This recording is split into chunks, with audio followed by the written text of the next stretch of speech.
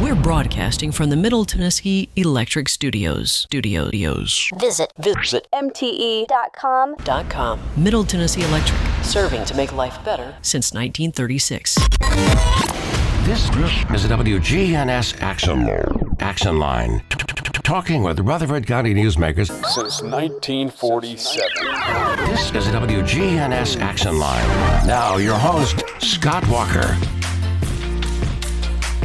Hard to believe we are already in June, and this morning we have master gardeners in studio with us today from the UT-TSU Agriculture Extension Service. We have Carol Wood and Beth Binkley. Can y'all believe it's already June? Love it. My favorite month, I think. Really? I think so. I've decided upon it, so there you go. Well, June. as of now. Well, the flowers have burst out, so that's super cool. So I'm thinking it's going to be a hot summer. Yes. I don't know. Right now, the weather is wonderful. It feels we're going to live it up perfect, while we can. yeah, Huh? wasn't thinking about that, but yes. Is August usually, that's the hottest, isn't it? Seems like it. Right in the middle of August. July, August. The dog Last year days, was, right? miserable. It gets very warm. So enjoy it now, folks. Get out there in your gardens, right? A Come on, lot let's of go. people love their heat. I'm just not one of those. I like to have all my gardening done by May.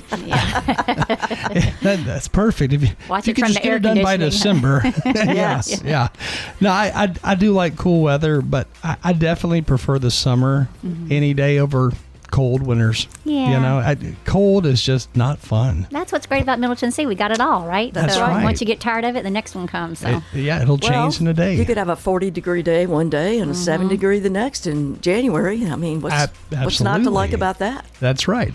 And for those listening, if you have any lawn or garden related questions, you can text those in at 615-893-1450. And I believe we already have a couple of texts because I started asking for them early this morning before swap and shop and all of that. Sure. Before we get started, I know there are some things coming up this weekend, That's in right. fact. Yes, we've got a library series at the Limeball Library at 10 o'clock. We'll be talking about soils and how soils can make or break your garden. And so that'd be something fun to go see. Yeah, and then it's also the Secret Garden Tour. That's We correct. have several master gardeners that are opening up their backyards and their gardens for the public to come see. You get your tickets at any of the locations, and the addresses and the map is on the Discovery Center website. Our Discovery Center here at Murphy Springs, it's a wonderful place, of course, for children, but this is a benefit for them. So I think it's $20, and you get to visit just all around Murfreesboro. It goes on Saturday and Sunday. I think it's going to rain Sundays. Yeah, so maybe you want to do it on Saturday. Yeah, Right. but so that's this weekend as well. Have y'all already been to the Secret Gardens? Have you already Have you seen been them? there? I know there's a I few. have not, Yeah, I've seen a couple of them because. But I know there is one garden with 104 different native species. Wow. If you're interested in Yeah. that. And it'll be from anything from formal gardens all the way to a little bit more on the wild side. a little bit more Yeah. on the wild side. Yeah, that native So stuff. it's really something for everybody, and I try to do it every year. It's just a great thing to do. Go get coffee with friends, and then go tour a garden, and it's a very relaxed pace. You can take as long as you want to in a garden. Just be gone, I guess, by the evening when it shuts down. But you can't stay overnight. But Stay for supper. I mean, probably some of them would love for you to. But anyway, no. But yeah, it's a great thing we have here in Murfreesboro. It's just a neat program to be able to have that every year and be able to look at all the different gardens and all the different varieties. Get some ideas. Yeah, I remember when we bought our first house, we used to go to all of those, events and stuff they'd have at different expo centers, just to get ideas for our new house on what we want to do, landscaping wise and all that. But you really do get a lot of ideas at these things like the Secret Garden Tour. Yeah, and Sure. the owners are there, so you can ask questions. What made you do this, or how'd you learn this? And where'd you get that plant? I Yeah. mean, there's a lot of plants that you may not necessarily see in a big box store that are available to put in your garden that do really well here. That's true, yeah. And we have a lot of local lawn and garden type stores in Middle Tennessee. I mean, there's a ton. Yes. And I mean, you could even make a short drive towards Smithville, towards Franklin. I mean, both directions, you've got a lot of options. Yeah. Oh, yeah. I never drive by one without stopping. Usually it's a little bit of a problem at this point. But yeah. I don't know. I've found my favorites. So. Okay. You're going back to them. Yeah, I go back to the favorites. And some of them are really big. I mean, they have so many things to choose from. It's really cool. That's the only, I guess, fun thing about when you move, because I cannot stand moving. Some people, they move like every 5 years, I think on average. I can't imagine doing that, though. Man, that's a lot. Anyway, the one fun part about it is, I guess, laying out that landscaping for the first time, how you want to make it, because it really makes a difference in the way your house looks. Oh, absolutely. And, landscape is like the interior of your house. You don't just leave the furniture in the same place for your entire time in that house. I mean, I'm always moving things around in my yard. Yeah. So just because it's in a spot now doesn't mean it has to stay there. That's right. And that's what we're talking about, too, when we talk about smart yards. That's a program through the UT Extension office that you can sign up for, and finding the right plant for the right place. That's really the first part. And like you just talked about, Scott, making your plan. It doesn't have to be anything formal, but maybe kind of sketching out like, we think we might want this here and that there, so you have sort of an overall theme. And that is so important so you don't get frustrated by Yes. Why isn't my grass growing? Yeah, does it have enough sun, water, whatever you need. So that's one of the big things in the Smart Yard program. And when you decide what you want to plant where, I mean, it's good to get like a piece of graph paper, draw it out. Absolutely. And decide up front, I want to spend X amount of dollars on this project because... Well, that never works for me. No, it can get really expensive really quick if you don't kind of budget and plan ahead. Sure. And I think it's really important to look at the mature size of whatever you're planting. I don't buy the mature size. I buy the small things generally.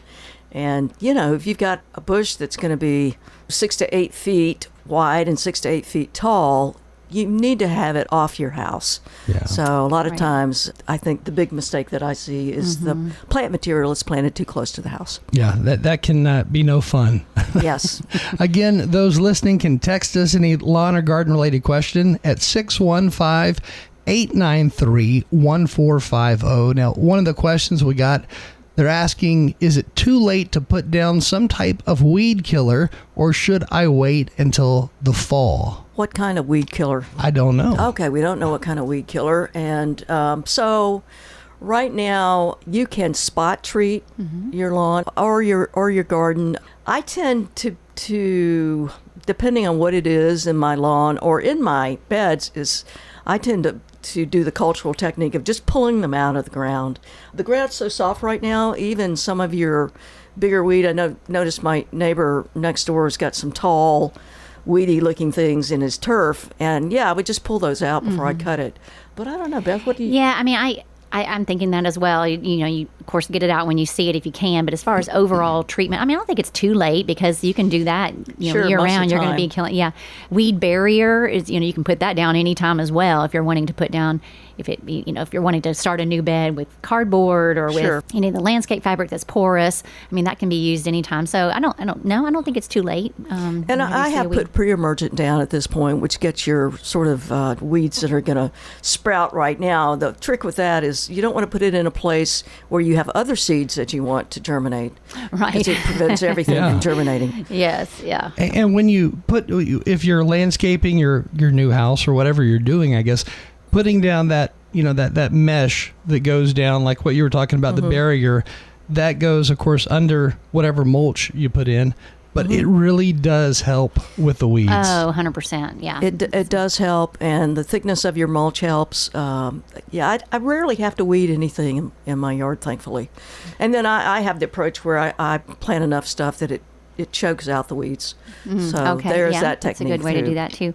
And that's something too, going back to the smart yards, they just say really try to spot treat. Maybe don't just do like you talked about too, Carol, you don't know what else you're killing. If you're, just broad stroke, you want to take it very, very pinpoint where those weeds are coming up and get those out. Pulling them is the best way, really.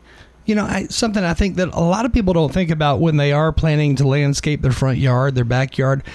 They don't go far enough away from the house. In other words, you've all driven past those houses where the landscaping is like literally 1 foot, from the brick. It's like a foot of landscaping period. Yeah. Well, some landscapers don't seem to follow that rule either, especially know. on new developments. So they want them to look good. Yeah. To sell the houses to begin with, But not too good.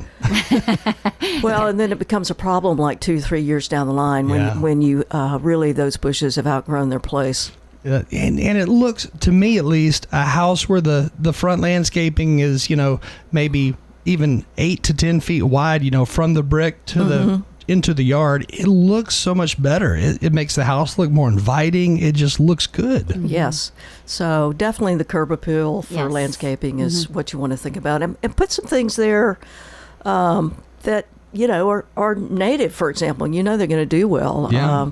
If you look at a lot of what the plant material is, especially in the shrubs, you might get a whole kinds of different things. It can be a host for all sorts of different pollinators and Sure, birds absolutely. and things too. And even, on the front of a house, I think that's a good spot to even put a feeder or a bird house or something. It doesn't have to be just in your backyard, so it can be anywhere around. You can incorporate some of those non-leafy items as well. Sure. And I like the yards where, if you have a craftsman style house, or maybe you have a house with, a French background, there's more curves to it. I think it looks good to do the opposite on your landscaping. Like if your house is real squared off, do a lot of curves, and if not, then do a lot of squared off. Yeah, it's whatever looks good to you. And I like to always look at nature. Usually nature is not in a straight line. That's right. And yeah. so, I have some curves around. So it in sort general, of I cuts think that. the eye likes to see that, likes to see a flow and a design of curb appeal. Like, we should form like a landscaping ordinance where you have to have landscaping. You have to have trees. I'll do the citations. yeah. I'll go around in yellow. Okay, this Yellow is, tag on this house. Yeah, no, not so much. But No, anyway. but trees, that's something we're seeing less and less of as new developments come along. Oh, And sure. I hate that. Yeah, I hate it too because, what it looks like, even 5 years on a tree really changes what the neighborhood's going to look like. It does. And there was a time, when I was growing up, and I'm sure when you guys were growing up, people used to look for houses and they used to look for the ones with the nice trees. The shady yard. Yeah. Yeah, the shady yard. Yeah. Less and less available now. Right. Yeah, for So sure. true. And Because- the lots are small, so you have to decide now what size tree you're going to put in. So I know.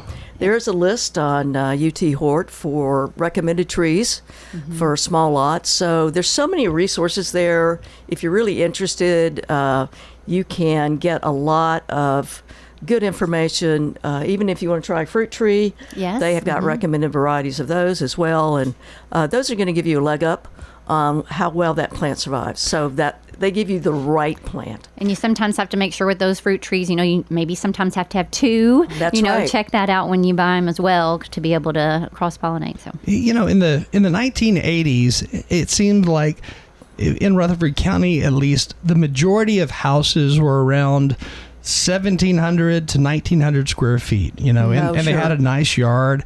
And then all of a sudden, I guess it was around maybe late 90s into the 2000s, everything changed and everybody wanted a very large house and a smaller yard. It was weird, but the inside, all of a sudden you start seeing people buy, 3,500 to 4,000 square foot Or more. homes. Yeah, Or or more. more. Yeah. Yeah. It's just like the homes got bigger and bigger and the yards got smaller And smaller, yeah. See, So- that'd be a good study of sociology. It What would happened be. demographic, or what happened to us as that we wanted to be inside our homes more, maybe. Yeah. Right. Yeah, something. What changed? Who flipped that switch? It is kind Maybe of it's all the things inside your home that entertain you Yeah. more so than outside. So we've just, turned inward somewhat. Yeah. So wow, we're getting deep here, people. I know. very deep.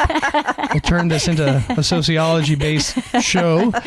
Another question we had, what's the biggest mistake that homeowners make when landscaping around their house foundation? And I know you already Here we pointed go. out Yeah, too close. trees too close, stuff like that. I think selecting that plant that's going to thrive there, what do you really like, and when do, do look you at want the it sun to bloom, exposure. or- Yeah. what's- So you got sun, you got shade. What direction does your house point? That Right. sort of thing. And then, it's really dependent upon a lot of those factors. You can't just put anything anywhere you want to. You have to really kind of study what's happening in that front space. Yeah, of know anywhere. a little bit about what your eco culture is in your yard. My backyard faces due south, so it's hot. But the front yard, is facing to the north, so And it's if a little you bit cooler.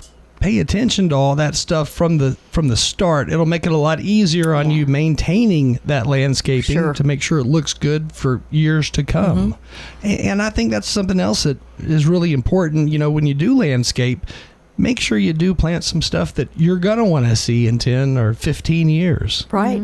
'Cause- And, maybe go by or remember what was in your grandparents' yard and Yeah. just Yeah. remember how big it was, because I think a lot of times we underestimate how big things are going to be. Yeah, like tulip poplar trees and all huge. that. That's our they state tree, huh? Yeah. It takes a while to grow, but man, they're pretty. But and that's the other thing. When you look at trees, figuring out how fast this kind of tree grows is a good thing to look at, because like you were saying, that tree does make a difference, and 5 years makes a huge difference for some Right. trees.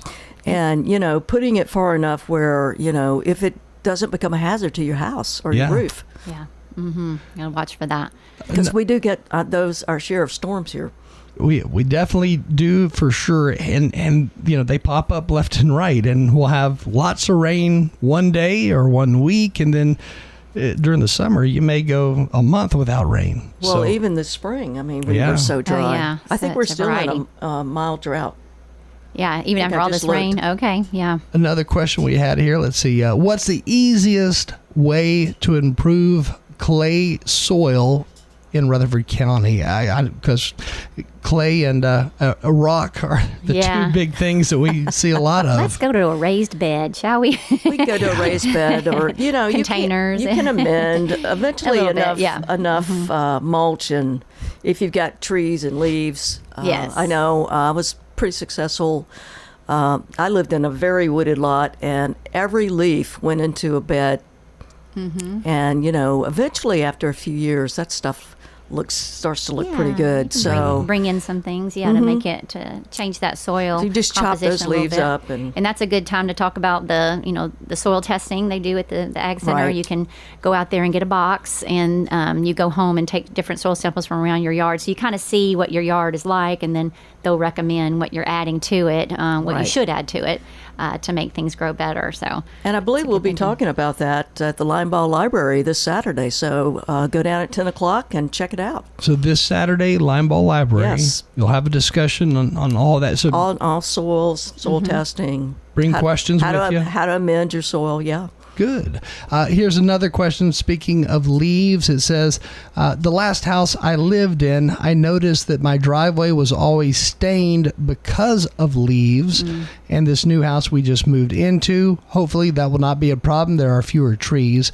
But is there anything I can do to prevent that, or is there anything I can do to wash away those stains on the driveway? Interesting. I think you have a blower, and I know I started managing leaves in August because I have one of those tulip poplars that drop leaves really early. So just looking at and getting Get your 'em off blower there, right? out, Yeah. get them off there so they don't get wet.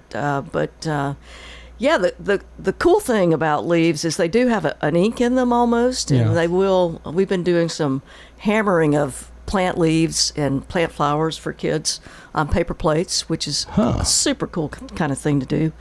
It's pretty loud, but it's amazing how much pigment is in that plant material. See, people pay for that to stamp their concrete, so this person's getting it for free with their leaves. That's right. But a good old power washer will take care of it Sure. too. Yeah. I think my best investment, or I don't know why I enjoy it, but I do, is buying a blower. Like, you mentioned a blower, There's but power. there's Power, power Scott. in There it. you go. Something satisfying about a blower, and Yeah. there's something oddly satisfying about a power washer as you wash. and Yes, there it is. gets clean, So But that and mowing the yard, I mean, having the blower. the and simple mow- pleasures Yeah. of life, Yeah, sure. really. Well, it's like instant gratification. You can see the difference right away. And having a blower does make all the difference. We were just talking about lawn mowing before we came in here too, and Carol had. I kind of like, okay, I'm a little scared to go that high with my mower deck, but How high do y'all mow? she goes, I was told by the turf people at University of Tennessee to mow at your highest deck, which is 7 inches on my mower. so that prevents drought. And I keep it. No, my husband and I kind of go 4 to 5 inches, but yeah, Right. 7 is gonna. Yeah, So you don't want to scalp your lawn because, if you look at the height of the grass on your lawn, that's how long your roots are. So the lower you cut that, an inch means you got an inch of root, so it means it's going to dry out and be super stressed from the heat. Yeah, but it's you get common. a nice, fluffy, fescue Yeah. lawn. I have fescue, which is cool season grass in a warm season climate. You need to really let that have some length to it. Well, and what's interesting about that, I remember Mitchell Moat told me years ago when I was talking to him about different mowers and everything. He said if you cut it higher, you're going to be surprised, but you'll actually cut less often than you think, because most people assume, well, I'm going to cut it low, that way I don't have to cut as often, but it's actually the opposite. Yeah, sure. And I don't. Well, you just don't naturally think of it that way, but it looks better when you cut it a little higher. And it allows that, whatever that turf you have, to sort of choke out the rest of weeds, the weeds that you don't want. So it's hard to, it's kind of hard to wrap your head around it at first because you're used to seeing, like the uniform height. But if we all do it together, that's right. It'll be, make a it'll make difference. it look good. And I know, Beth, you said before we went on the air, you have a neighbor who's got one of those robot lawnmowers. He's over. Yeah, a friend of ours. Yeah, he sells them where he works too as well. So it's really neat to see because it's very, very defined lines and everything. I don't know what height he's got it on because it looks like it's probably a little bit lower, but it looks good. Yeah, it looks great. Yeah, Man. He's a friend of ours. Yeah, And I've seen several of those robot mowers, if you would, for sale. And they come in a lot of different varieties, but how big is your neighbor's? I mean, it's like... It looks about like the size of a little bit bigger than a Roomba, or something like that. And so it's not 20 inches, so it's a little smaller than that, maybe. Yeah. Maybe it is about that, but it's... but I guess it just uses it on the front yard, which is not very big. And I don't know how often. I look at it more closely. But, yeah, that's an option if you, again, maybe raise that deck up to the... Get out there and get the exercise. Cheryl's like, I know. We were talking about being in our house too much. Get out there, everybody. I did see one cool option on some of those robot mowers, though. Some of those you can set just like a Roomba where, it's plugged up on the outside of your house somewhere and it's on a set schedule where, if you set it every Friday afternoon at 5, it'll automatically go out there and mow the yard. Just sit there on the porch with your iced tea and watch it. Yeah, sure. And that's a good point to bring up about what time you should cut your yard too. Yeah, because when is a good time? Well, you want to cut it when the grass is dry. So you try not to cut it when it's moist or because you can get a fungus buildup. So really want those blades to be nice and dry when you cut it. And man, it makes a mess when you cut it when it's wet. Yes. Does it ever? Well, you probably needed to cut it a little sooner. Yeah. If you've got a huge mess. Yeah. And I've seen professional landscaping companies out there where usually at a business, they'll be mowing a yard sometimes or in the rain even. In the rain. Yeah. Well, they're on a schedule. Yeah, They got to are, get it done for the... But it does, it looks bad when you mow it when it's wet. Yeah. And it's no fun to clean out that deck and the blades and all that stuff. Right. And I'm glad you cleaned yours. That's good. Well, thank you. And that's something that you really need to do quite often, because if you don't, well, it's not going to cut the grass evenly for one. Yes. Because you've got grass built up, and it does build up fast. And my husband's gotten in the habit too, which is great. I usually sometimes take it or pick it up for him, but every year at the end of the mowing season, take those blades and get them sharpened. Yeah. I've got a sharpener. I just you've got your own. Sharpen mine on the mower. Yeah, we take them over. That's good. Yeah. Some little hand sharpeners. It's pretty easy to do. Yeah. Okay. Gotcha. And don't be afraid to change the blades out every few years too. Absolutely. They're not very expensive. No, surprisingly. and you can nick them pretty easily if you've got a stone in your yard.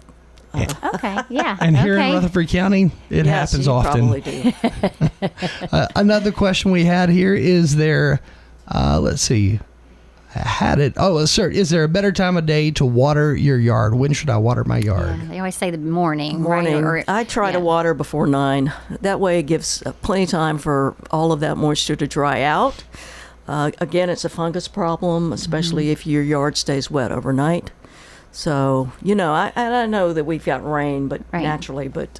if you can. I guess sometimes you have to water when you have to water, but I think, too, you have a lot less evaporation. Yeah. In the morning. Right. Yeah.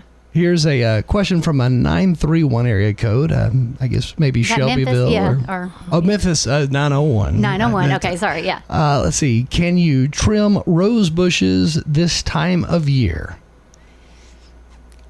I'm deadheading my roses. I'm not necessarily trimming them. I mean, I'll cut them if I want to, bring my roses inside and enjoy them. But really, that's earlier in the year, right before you want to stimulate all that growth. So I wouldn't cut them all the way down this time of year. Maybe wait until next spring after your forsythia blooms. That's when you cut down your roses. So, but I'm just deadheading at this point. February this year. Yeah, I know, right? That was early. So yeah, maybe wait on that. Well, if you have any questions, feel free to text those in, and we'll get to your questions in just a second. But right now, we're going to take a short break. And again, we're talking lawns and gardens this morning with Master Gardeners Beth Binkley and Carol Wood. And again, that Secret Garden Tour, that is coming up this weekend. We'll be right back. Phone number, once again, 615-893-1450. This is Peter Demas. Come eat with us at Demas's restaurant. A lot of times when you get steamed vegetables such as broccoli or cauliflower, it's either soggy. One of the things that we wanted to do was make certain that it was still soft, but still had a little bit of a crunch to it. And so we worked on the procedure of how to cook that. And then all of our vegetables are seasoned with our seasoned salt. We keep that seasoned salt at home, and I can tell you almost all the vegetables I cook at home have the seasoned salt on it. Come eat with us at Demas's restaurant on Northwest Broad Street. Hey, Rutherford County, looking for ways to keep the kids active or level up your health this summer? UT Extension has you covered. Starting Tuesday, June 9th through the 12th, the Junior Gardener Camp kicks off at the Lane Agri Park Barn. This session is perfect for kids in grades 3 through 5. From 8 a.m. until noon daily, campers will dive into hands-on gardening, fun crafts, games, and wrap up with a Friday pizza party. Registration is $75 per camper. But that's not all. For the adults, don't miss the deadline to manage your health. Friday, June 12th is the final day to RSVP for the Dining with Diabetes 3-session program coming up in July. Secure your spot online today. For details on all summer programs, visit rutherford.tennessee.edu or call 615-898-7710. I'm Brian Barrett with news from the UT-TSU Extension Service. Hi, this is Tina Fox at the Rutherford Farmers Co-op. Please come and see us for all your garden needs. We have everything you need to help that garden grow, and we also have what you need for landscaping and your lawns. We have black and brown mulch in bulk. Please come see us. And as always, don't forget us for all your gift, clothing, and pet needs. This is Tina Fox. Your Co-op Farm and Home Center is located at 985 Middle Tennessee Boulevard, just off of South Church. WGNS is powered by Middle Tennessee Electric. If you've recently changed your phone number or email, make sure you update your details at mte.com. It's the best way for MTE to reach you quickly with important outage updates. The Action Line on FM 101.9 and AM 1450 Murfreesboro, FM 100.5 Smyrna. Listen and watch at WGNSradio.com. Right now that time, 8:48, and you're tuned to WGNS. Today, June the 4th, it is a Thursday, and we're talking lawns and gardens. And we have with us today Master Gardeners Beth Binkley and Carol Wood. And, man, a lot happening this time of year for sure as people get their yards ready. But once more, the Secret Garden Tour that's going on this Friday and Saturday? Saturday and Sunday. Saturday and Sunday, okay. Yes. And it does benefit the Discovery Center. And can you buy tickets at the Discovery Center? You can buy them online, or you can show up at any of the addresses that are listed on their website of where the gardens are, and they'll sell you a ticket right there. You get a wristband, and it's sort of as an added feature this year, which is nice. They made a deal with all the garden centers around town. You can take that wristband when you're done touring and give it to any of the garden centers, and they'll give you an item 20% off. That's a good deal. Yeah, it is a good deal. So, yeah. Can't beat that. And there is also the Garden Extravaganza. Sure, this is a fairly new program. It's basically we're focusing on environmental stewardship with water and We've got a series of speakers that will be there. Vendors. It'll be Saturday, July 11th. From 9 until noon. And out so of the Ag Center. Come by. We'll be showcasing our demonstration gardens out there. That we've got a lot of trials this year where we're doing trials on particular vegetables and flowers. Yes, Mitchell Moat will be there, right? From our Mitchell Moat. Yeah, if you haven't heard this gentleman speak, very knowledgeable. Yes, very knowledgeable and very entertaining. So, yeah, and we've got little breakout sessions if you want to learn how to make a self-watering container or plant a raised bed. Or we're going to also be showcasing our prairie field that we're developing out at the Lane Agri Park right now. And then there's also all the demo gardens. You can always tour those, but those will be led by master gardeners. You'll take tours of all the perennial beds and rain gardens and all of that. So if you haven't been out there or want to come out that day, it's Saturday, July 11. And it's family friendly, so bring everyone. Sounds good. I remember a number of years back when the vineyard was put up there at the Ag Center, kind of as a display to say, hey, you can try this, Sure. But I know a lot of farmers, they made that switch from tobacco to growing grapes. I mean, that was years ago, but I wonder how all that's doing today, because you do see a lot more vineyards than you used to. Yeah, a lot more growing of that here in Tennessee. I think people were trying that more. Yeah. Yeah, it's interesting. I just came back from the state conference and I got to see the hop trials. So there are some folks that are growing beer. Growing beer and one part of beer at least. Hemp and some of these crops that are not traditionally tobacco.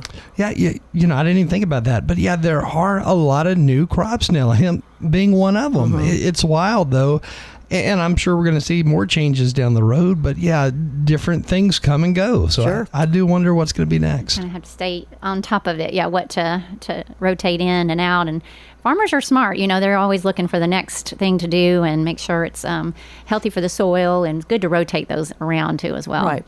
Another question we had here, why are my cucumbers blooming but not producing actual cucumbers? So people, I guess, they're already seeing their cucumbers? Yeah, so that's where your fruit will come from, right there at the bloom. So just wait a little bit longer. It'll come right from that bloom. So my guess is maybe a lack of pollinators.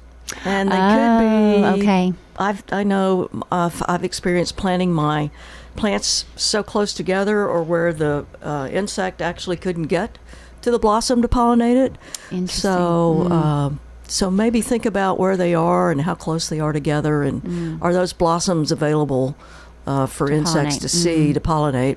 We had another question earlier. I don't see it right off the bat, but it was asking about when the heat index gets to around 104, 105 here in Tennessee, because it does do that, and it's a little warm.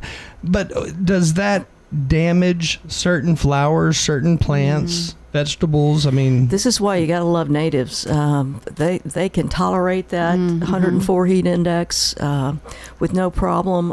So yeah, it really does depend on the plant, doesn't it? Yeah. Sure. It's just, so choose a drought tolerant plant. Right. When you look at the labels on plants, it will sort of let you know. But a lot of it's just putting stuff in the ground and seeing how well it does or not. Right.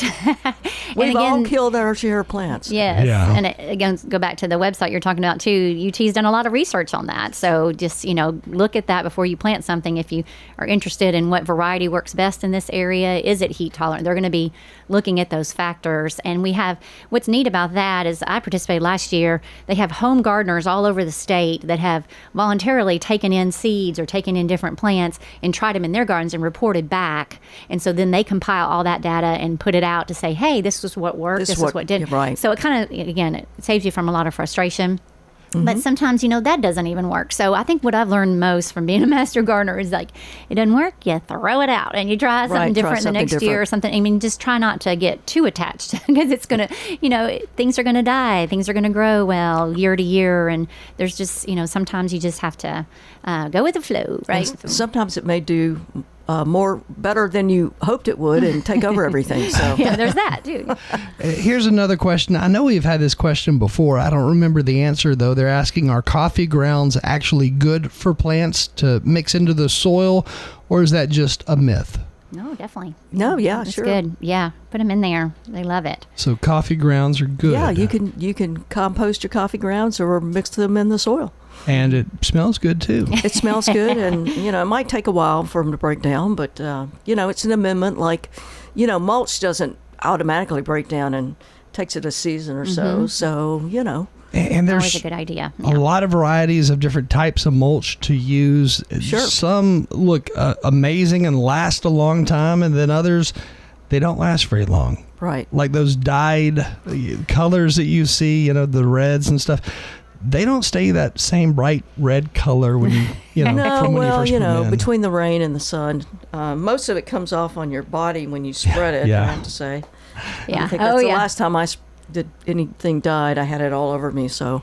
And another thing too, they talked about too when I went to some class about mulching. I mean, you want to maintain that mulch everywhere, 2 inches or more in your beds, but try not to pile it up around your trees. I mean, I know you see that mounding type effect. That is not good for your tree. You want to give it some air, especially around the roots. I mean, you can have some around the outside, but give it some room. Don't mound it up around there because you're kind of, You're strangling your tree. Yeah, and exactly, it will root yeah. rot. You'll get some root rot there. So, check your trees. Make sure that you should be able to see the crown of where that tree comes up out of the ground. You see a little bulge there. So just make sure you don't have that covered. Another question, and I've noticed this too, why am I seeing more mushrooms this year? Oh, it just was wet for a week. Yeah, they're going to I've seen a lot of them though. Yeah. Thrive in those wet conditions. And wet and cool, it wasn't really hot. So I think they're sort of pretty. Some of them look nice, depending on where they are. If they're right in the center of my front yard, I don't like them as much. Not so much. I didn't invite those in there. Yeah. Another question's asking about their yard being brown. It says here, my grass looks great in the spring, but by next month it's going to look fried, and it's already going that direction. What am I doing wrong? Yeah. Well, it sounds like it's a cool season grass in a warm climate. So what you can do is basically an inch of water a week. Yeah, or like you said, leave that move that mower height deck up really high. Yeah. And you don't want to overlove your lawn with too much water, but an inch a week really isn't that much, and that's why a rain gauge that rain is gauge helpful, is a good especially idea. if you have to add supplemental water. Some people love their lawn so much. Yeah, I know you've seen the stripes across the yard, which look awesome. Oh, sure. But some people, they'll take it to the extreme and they'll like double stripe it and mow their yard literally twice in one mowing. And to make that look couldn't like be good on the grass. I've been known to do that. I've done it as well. No shame. There's no shame here. It's okay on the grass. It is good. Yeah. Good. So it's just sometimes my mower might not get every blade, so Go back the other way. but huh? I also have a yard where I can push in 15 minutes. So adding another pass across the square feet that I have is no big deal. Yeah. So total 30 minutes and you're good. Yes. That's and awesome. we're out of our house, right? We're outside enjoying fresh air and, somewhat fresh air, I guess. That's right. I enjoy mowing the yard. It is kind of relaxing. Put on some headphones and There you go. kind of chill. Yeah, what a blessing. Yeah. That's right. We only have like a minute and a half left. So coming up tomorrow, the market is going to be open, the farmer's Yes, market. absolutely. Yep. So was it 7 a.m.? I believe it's 7 to noon. Mm-hmm. 7 to noon, okay. They have beautiful looking produce right now. I was there Tuesday. Just Yes. absolutely stunning produce right now. So check it out. Something that I'm kind of new to this year, too, which is, it just blew my mind the other day. Sometimes, when the market is over, there are people that come around and glean or take what's left over from some of the, if the farmers know they're not going to sell it, or they may be pitching it anyway after they leave the market. Society of St. Andrews has started this years ago, and I'm just now getting involved, and it is just so wonderful to see. They'll donate all that produce, that and we fresh take it food. to our local food banks. We take it to Greenhouse. yeah. We take it to, Journey Home and to Salvation Army. And y'all, on Tuesday when the market was shutting down, and I was the one gathering. 88 pounds worth of produce was awesome. donated to give to our local food banks. That's and a I just lot. shout out to the farmers, man. I mean, because I realize how much work that is. Right. And for them to just be like, here, give this to someone that needs it. it just almost made me cry. It was like, this is so beautiful, you know, Right. that you all Yeah. are working this hard just to That's help our awesome. community. So, yeah, thank you so much, farmers that come out there to the markets. That's our local farmers that are out there. So come support them, y'all. Yeah. They are wonderful people. A lot of great fruits and vegetables and meats as well out Yeah, there. and that fruit and those vegetables will stay much longer than what you buy in the grocery store. Some great options out there. Again, with us this morning, Master Gardeners Carol Wood and Beth Binkley. Thank you both for joining us. Thank you, Scott. We loved it.